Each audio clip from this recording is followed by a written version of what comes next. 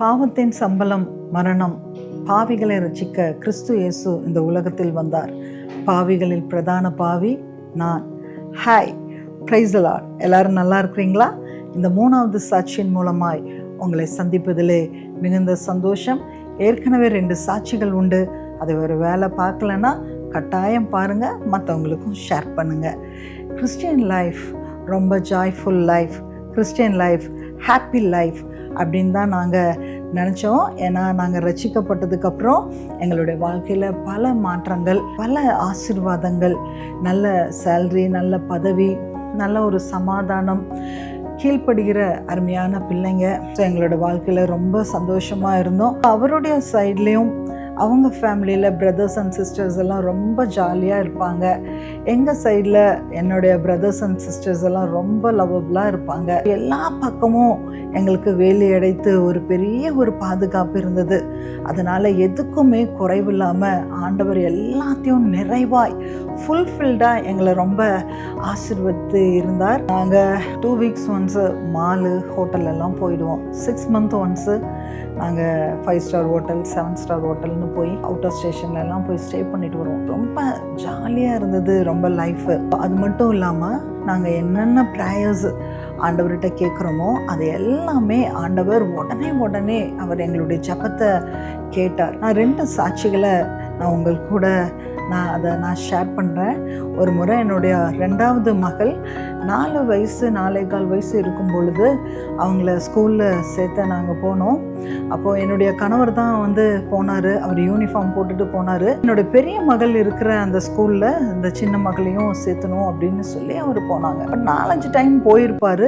ஆனால் பாப்பாவுக்கு அட்மிஷன் கிடைக்கவே இல்லை. என்கிட்ட சொன்னார் கிடைக்கல அப்படின்னு சொல்லி. அடுத்த முறையும் அவர் பெரிய ஒரு ஆஃபீஸரை கூட்டிகிட்டும் போனாங்க. அப்போவும் கிடைக்கல. அப்போ இதுக்கு மேலே கிடைக்காதுன்னு சொன்னார். நான் சொன்னேன், இல்லை, கர்த்தர் கண்டிப்பாக நிச்சயமாக செய்வார் அப்படின்னு சொல்லி நாங்கள் குடும்பமாக ஃபாஸ்டிங் ப்ரேயர் எடுத்தோம். சின்ன பாப்பா 4.25 வயசு, அவங்களும் ஃபாஸ்டிங் எடுத்தாங்க. அதுக்கப்புறம் நான் பர்மிஷன் போட்டுட்டு சின்ன பாப்பா கூட்டிகிட்டு அந்த ஸ்கூலுக்கு நான் போனேன். அப்போ அவங்க எல்லாரும் நின்றுட்டு இருந்தாங்க. இதுக்கு மேலே அட்மிஷன் எல்லாம் க்ளோஸ் ஆயிடுச்சு, முடிஞ்சது, அவ்வளோதான், போங்க அப்படி சொன்னாங்க. எல்லாரும் போனாங்க.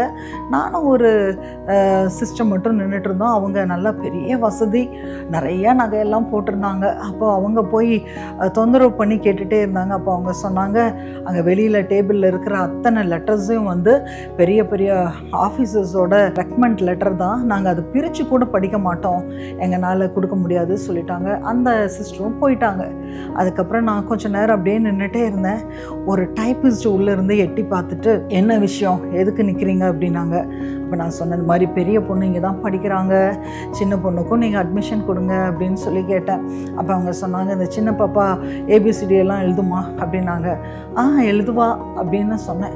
அவங்க என்ன எழுதுனாங்களோ தெரியாது, ஆனால் ஏதோ எழுதுனாங்க. அவங்க போய் உள்ளே போய் பிரின்ஸிபல்கிட்ட அந்த டைப்பிஸ்ட் என்ன சொன்னாங்கன்னு தெரியல, ஆனால் உடனே பணம் கட்டிடுங்க அப்படின்னு சொன்னாங்க. எங்களுக்கு ரொம்ப பெரிய ஒரு சந்தோஷம். ஏன்னா கர்த்தர் எல்லாவற்றிலும் எங்களுடைய ஜெபத்தை எல்லாம் கேட்குறார் அப்படின்னு சொல்லி பயங்கர சந்தோஷம். அப்புறம் ஒரு முறை நான் டியூட்டி முடித்து வீட்டுக்கு வந்துட்டு இருக்கும்போது ஒரு காரில் நான் 2 வீலரில் இடித்து ஆக்சிடெண்ட் ஆயிடுச்சு. என்னால் கால் எதுவுமே அசைக்கவே முடியல. உடனே ஹாஸ்பிட்டல் கூட்டிகிட்டு போனாங்க. அப்புறம் 6 மந்த்து நான் படுக்கையிலேயே ஸ்டிக் வச்சு தான் நான் நடந்துகிட்டே இருந்தேன். அப்போது டாக்டர்கிட்ட மறுபடியும் ஒரு பெரிய ஹாஸ்பிட்டலில் போய் டாக்டர்கிட்ட நாங்கள் கன்சல்ட் பண்ணும்போது அவங்க சொன்னாங்க ஓப்பன் சர்ஜரி முட்டியில் பண்ணணும்னு. பட் நான் காவல்துறையில் வேலை பண்ணதுனால அதெல்லாம் ரொம்ப கடினமானது. அவங்க என்ன சொன்னாங்கன்னா, அடுத்த வாரம் பெரிய சீஃப் டாக்டர் வராரு, அவங்கக்கிட்ட நீங்கள் டேட் வாங்கிக்கோங்க அப்படின்னு சொன்னாங்க. அப்போ நான் ஒரு 7 days ஃபாஸ்டிங் எடுத்து, ஏன்னா எங்களுடைய வாழ்க்கையில், கடந்த வாழ்க்கையில் எவ்வளோ பயங்கரமான மெராக்கள் ஆண்டவர் எங்கள் வாழ்க்கையில் செஞ்சதுனால கர்த்தர் நிச்சயமாக இதையும் செய்வார்னு சொல்லி நான் 7 days ஃபாஸ்டிங் எடுத்து நாங்கள் அங்கே போயிருந்தோம். அப்போ அந்த சீஃப் டாக்டர் நீங்கள் ஃப்ரெஷ்ஷாக MRI ஸ்கேன் எடுத்துகிட்டு வாங்க அப்படின்னு சொன்னாங்க. நாங்களும் ஒரு 2 hours கழித்து அந்த MRI ஸ்கேன் எடுத்துகிட்டு வந்தோம். அப்போ டாக்டர் அதை பார்த்துட்டு, நீங்கள் எதுக்காக வந்திருக்கிறீங்க அப்படின்னு சொல்லி கேட்டார். அப்போ நாங்கள் சொன்னோம், இந்த மாதிரி ஓப்பன் சர்ஜரி பண்ணணும்னு சொன்னாங்க அப்படின்னு. தேவையில்லையே, உங்களுக்கு எல்லாமே லெக்மெண்ட் ஜாயின் பெனைனாக இருக்குது, ஓப்பன் சர்ஜரி பண்ண வேண்டிய அவசியமே இல்லை அப்படின்னு சொன்னாங்க. எங்களுக்கு பயங்கர ஷாக் ஆகிடுது. கர்த்தர் எங்களுடைய வாழ்க்கையில் நிறைய அப்படி சொல்லிகிட்டே போகலாம். எங்களுடைய வாழ்க்கையில் நிறைய அற்புதத்தை ஆண்டவர் செய்து கொண்டே இருந்தார். நாங்கள் என்னென்ன கேட்குறோமோ அந்த பரலோகத்திலிருந்து அவர் பார்க்குறாரு, எங்களுடைய ப்ரேயர்ஸை கேட்குறாரு, எங்களுடைய வார்த்தையை கவனிக்கிறாரு. அப்போ அவர் எல்லாத்தையும் சில விஷயங்களெல்லாம் சொல்ல போனால் நான் கேட்கறதுக்கு முன்னாடியே செய்து தந்திருப்பார். ஒரு முறை என்னுடைய கணவர் அவுட் ஆஃப் ஸ்டேஷன் போயிருந்தப்போ நான் ஆண்டவர்கிட்ட கேட்டேன், நீங்கள் எப்படி என் மேலே, நான் இவ்வளோ என் இருதயம் எல்லாம் கரையாக இருக்குதே அப்படின்னு சொல்லிட்டு, என்னுடைய பாவத்தை நீங்கள் பார்க்காம உங்களுடைய அன்பை நீங்கள் வெளிப்படுத்துறீங்களே ஏசப்பா அப்படின்னு சொல்லி. ஏன்னா ஒரு இருதயத்தில் நினைக்கிறது மனைவிக்கு தெரியாது, கணவனுக்கு தெரியாது, பேரண்ட்ஸுக்கு தெரியாது, பிள்ளைகளுக்கு தெரியாது. 3 பேருக்கு தான் தெரியும். அது ஜீசஸ் கிரைஸ்ட் அண்ட் சாத்தானுக்கும் அதுக்கப்புறம் சம்பந்தப்பட்ட நமக்கும் தான். இருதயத்தில் ரொம்ப கரையாக இருக்குது, ஆண்டவருக்கு பிரியமில்லாத காரியத்தை எல்லாம் நிறைய இருதயத்தில் நம்ம நினைக்கிறோமே, ஆண்டவருக்கு துரோகம் பண்ணுறோமே, இவ்வளோ நல்ல கடவுளுக்கு நான் ஏன் துரோகம் பண்ணணும்னு சொல்லி நான் விடிய விடிய அழுது ஜபிச்சுட்டே இருந்தேன். ஆண்டவரே, உங்களை போலவே மாறணும், எப்படி நீங்கள் ஒரு பாவியை இவ்வளோ தூரம் நேசிக்கிறீங்களே, இவ்வளோ தவிர நாங்கள் உங்களுக்கு விரோதமாக பண்ணுறோம், இருதயத்தில் பண்ணுறோம். ஏன்னா அது வெளியில் பண்ணுறோமா இல்லையான்னு மற்றவங்களுக்கு தெரியாது. ஆனால் இருதயத்தில் பல கரைகள், பல குற்றங்கள், நம்மளை நியாயம் தீர்க்கிற அளவுக்கு அவ்வளோ ஒரு குற்றங்கள் இருக்குதே ஏசப்பா, உங்களை போலயே மாறணும், உங்களை போலயே நான் பரிசுத்தமாக இருக்கணும்னு சொல்லி நான் விடிய அழ ஆரம்பித்தேன். அப்படி அந்த நாளில் ஆண்டவர்கிட்ட நான் கேட்டேன், எனக்கு உங்களை மாதிரியே மாறணும் ஏசப்பா, எனக்கு நீங்கள் உதவி செய்யுங்கன்னு சொல்லி.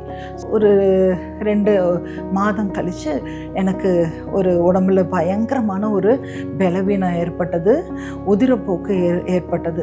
1 வருஷமாக அந்த உதிரப்போக்குனால பயங்கர கடினமான ஒரு பாதையை நான் கடந்துகிட்டே இருந்தேன்.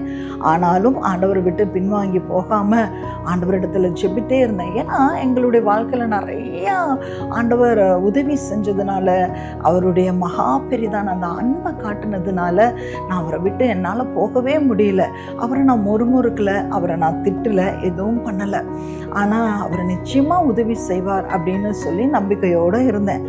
ஒரு நாள் ரொம்ப எக்ஸ்ட்ரீமாக என்னுடைய அந்த உதிரப்போக்கினால பயங்கர இரவெல்லாம் நான் கடுமையான ஒரு வேதனைக்குள்ளே நான் இருந்தேன்.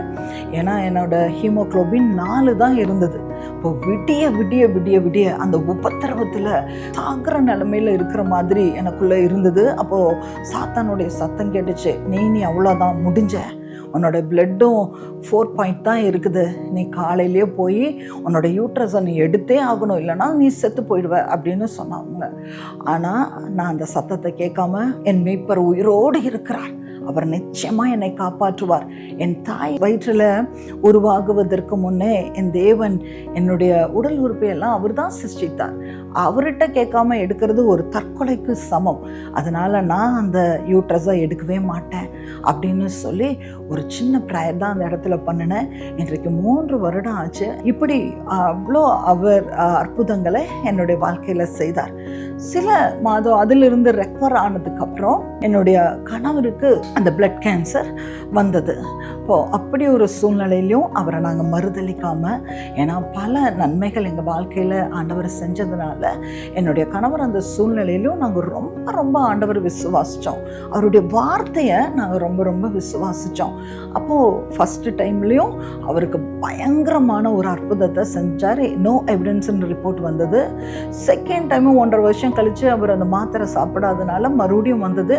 ஆனால் அந்த செகண்ட் டைமும் ஆண்டவர்கிட்ட வார்த்தையை கேட்டு நாங்கள் விசுவாசத்தோடு இருந்தோம், முறுமுறுக்கல, அவரை நாங்கள் குற்றம் பிடிக்கலை, நிச்சயமாக அவர் காப்பாற்றுவார்னு நினச்சோம். செகண்ட் டைமும் அவருக்கு நல்ல சுகத்தையும் கொடுத்தாங்க. அப்போது நோ எவிடன்ஸ் ரிப்போர்ட் வந்துச்சு. இது பயங்கர மெடிக்கல் மெராக்கல் அப்படின்னு டாக்டர்ஸ் எல்லாம் சொன்னாங்க. ஆனால் 3வது முறை அவர் அப்படியே சாப்பிட்டு இருக்கும்போதே என் கண்ணுக்கு முன்னாடியே அவருடைய கண்கள் அப்படியே மூடினது. அவ்வளோதான், கார்டியக் அரெஸ்டில் அவர் இறந்துட்டாங்க. வேதனையின் சூழ்நிலையில் பல கேள்விகள் கண்ணீரோடு ஆண்டவர்கிட்ட கேட்டேன். எங்களுடைய வாழ்க்கையில் ரட்சிப்பை கொடுத்தீங்க, நிறைய ஆசீர்வாதத்தை கொடுத்தீங்க, கேட்காதெல்லாம் அள்ளி கொடுத்தீங்க. நாங்கள் கேட்ட அத்தனை ப்ரேயர்ஸ்க்கும் நீங்கள் எல்லாத்துக்கும் ஆன்சர் பண்ணீங்க, எங்களை ஃபுல்ஃபில்டாக பயங்கரமாக ப்ளஸ் பண்ணீங்களே, இப்போ ஏன் என் வாழ்க்கையில் இது நடந்தது அப்படின்னு சொல்லி ஆண்டவரை குற்றம் பிடிக்க ஆரம்பித்தேன். ஆண்டவர் பொய் சொல்லிட்டாரு, எங்கள் வாழ்க்கையில் அவர் ஏமாத்திட்டாரு அப்படின்னு சொல்லி என்னுடைய தவறை நான் மறந்து போய் என் கர்த்தரை நான் நிறையா விஷயங்களை நான் குற்றம் பிடித்தேன். நீங்கள் இப்படி பண்ணிட்டீங்களே அப்படின்னு சொல்லி. என் கணவருக்கு மரணம் ஏற்பட்டப்போ நான் கர்த்தரையே குற்றம் பிடித்தேன். என்ன நீதிமானாக காமிச்சேன். ஏன்னா அவர் எங்களை ரொம்ப ஆசீர்வதிச்சதுனால அவருக்காக ஏதாவது ஊழியத்தை பண்ணணுமேனு ஊழியம் பண்ணணும், நன்மைகளை செஞ்சோம், மற்றவர்களுக்கு உதவியெல்லாம் செஞ்சோம். அப்போ இப்படியெல்லாம் நாங்கள் செஞ்சுருக்குறோமே ஏசப்பா, எதுக்கு எங்கள் வீட்டில் இப்படி ஒரு மரணம் வந்ததுன்னு சொல்லி நான் பல கேள்விகள் அந்த வேதனையின் காலத்தில் நான் ஆண்டவர்கிட்ட பல கேள்விகளை கேட்டேன். அப்போ தான் ஆண்டவர் சில காரியங்களை என்னிடத்துல வெளிப்படுத்தினார்.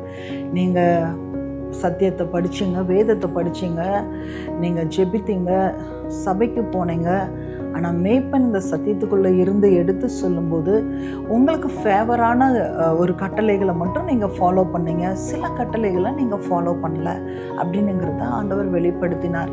ஏன்னா நம்ம கொலை, வேசித்தனம், விபச்சாரத்தனம், திருட்டு, புரட்டு அதுதான் பெரிய பாவம் அப்படின்னு நினைக்கிறோம்.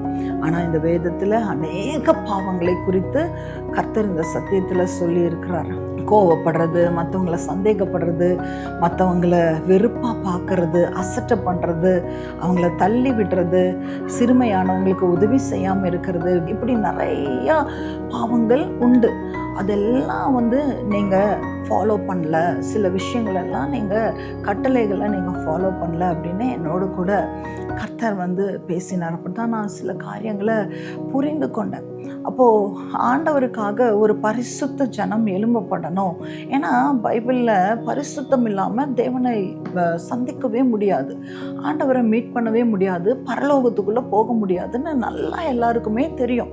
அப்போது அந்த பரிசுத்த ஒரு வாழ்க்கை வேணும்னா அது ஏசப்பா போலேயே வாழுகிற ஒரு வாழ்க்கை. அப்போ தான் அந்த பரலோகத்தில் போக முடியும், அப்போ தான் தேவனை நம்ம தரிசிக்க முடியும். அப்போ ஆண்டவருக்காக ஒரு பரிசுத்த குடும்பங்கள் எழும்பணும்னு சொல்லி ஆண்டவர் இந்த காரியங்களும் வீட்டுக்குள்ளே நடந்த அந்த நியாய தீர்ப்பை நீ மற்றவங்களுக்குன்ட்டு சொல்லணும் அப்படின்னு சொன்னதுனால இந்த ஹோலி ஃபேமிலிஸ் அப்படிங்கிற ஒரு ஊழியத்தை எங்களுக்கு கொடுத்தார். நாங்கள் மற்ற அதர் டிபார்ட்மெண்ட் ஃபெலோஷிப் அண்டு அந்த அட்மின் லீடர்ஸ் அவங்கக்கிட்ட பேசி அவங்களையும் இந்த ஊழியத்துக்குள்ளே இணைத்திருக்கிறோம்.